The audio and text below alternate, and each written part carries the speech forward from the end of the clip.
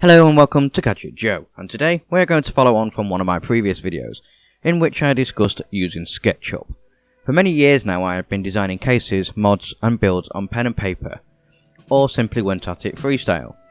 But to up my game I wanted to learn some 3D design software so that I could produce more detailed, true to life scale models of the projects I will undertake. Using Sketchup is actually pretty simple. Whilst it can look very intimidating, it actually works very well, very efficiently, and is very easy to get grips with it in a short time. I ended up designing my next big build, which will be started in January using this software. The project is the Alter Ego project, of which I recently released a little trailer video about. But rather than diving straight into that, I'm going to start by showing you how I use SketchUp to get to the finished design, to give you guys a bit of an idea of how simple the software actually is. We start by opening SketchUp and clicking Start using SketchUp. You then see a plain screen with lots of coloured lines in a star shape, and a person for scale purposes. Click on the person and hit delete. We don't need this for what we're doing. The lines are all perspective lines and prove as a guide when designing products to get the correct shape and scale. Start off by placing a shape. Clicking on the toolbar on the top, you simply click the rectangle tab and then proceed to draw a rectangle on the workspace. Now, to make this rectangle 3D, you click on the push-pull tab here.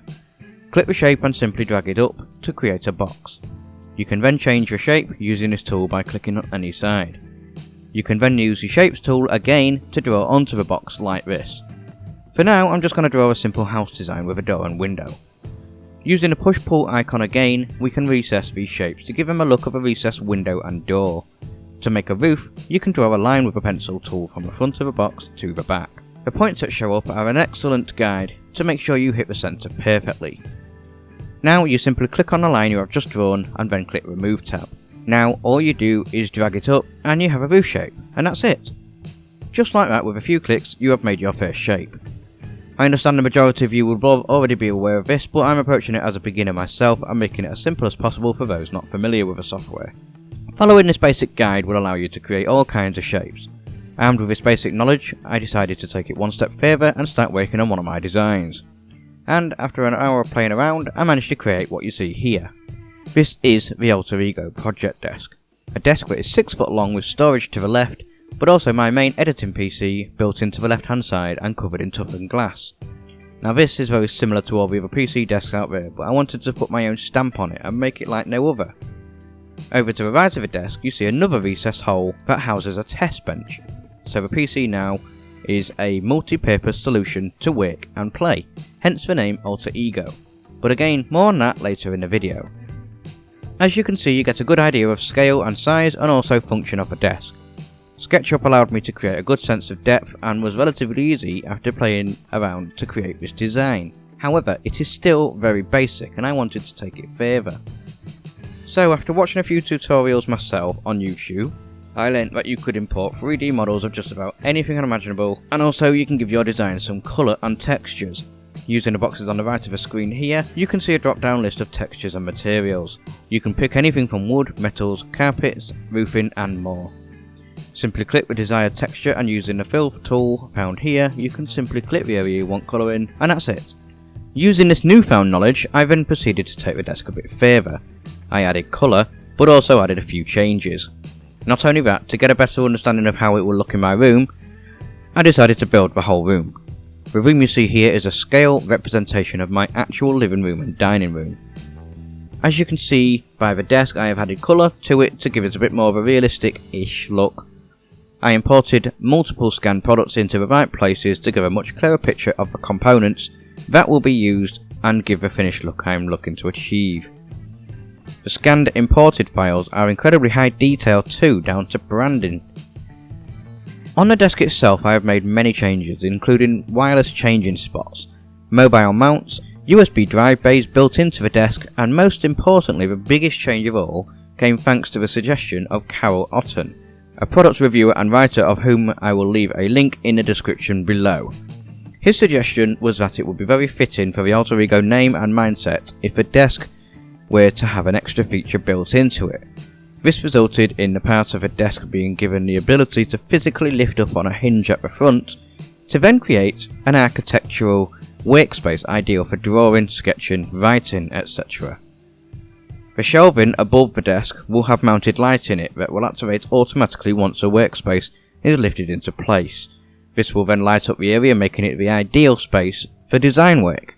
It will clear the monitors, but also mean I could take advantage of the monitors for any details needed on screen, making multitasking a thing of ease.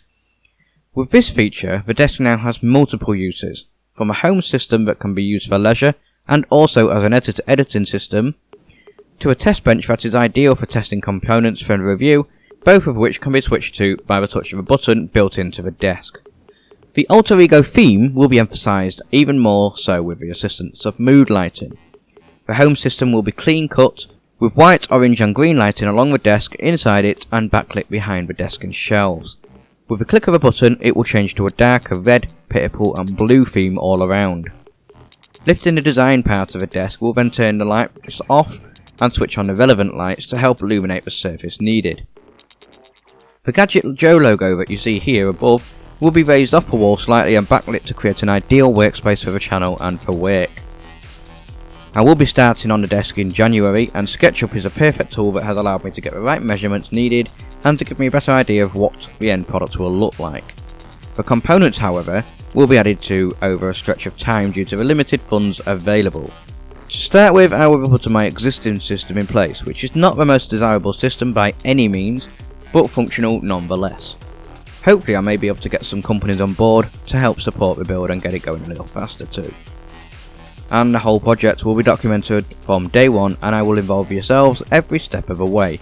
So any ideas you may have for it, any changes you think might improve it, or if you think I should remove anything, simply let me know in the comments below and I will take on board everything that is discussed. And that just about brings me to the end of this video. Using SketchUp was definitely the right choice, and I'm starting to question why I never attempted it earlier. Of course it won't be to everybody's taste, and I still have a lot to learn on it, and I will improve myself over time, and if you want to see me do a follow-up as I learn more tricks of the software, then let me know. I've now revealed Project Alter Ego and hope that you are as excited as I am to get this project finished. Apologies for it being a bit of a longer video than usual, but it's one that I've enjoyed doing and I hope you've enjoyed watching it. If you like it, hit us a like below, and if you want to see more from us and keep up to date with future updates and videos, simply hit subscribe and be updated each time we upload a video. Keep your eyes open also for a huge prize competition made possible by Shelley of Scan very shortly, and don't miss out on it. The prizes are phenomenal and you won't want to miss out on this one. And that's pretty much it from me today. Keep watching, thank you, and until next time, goodbye.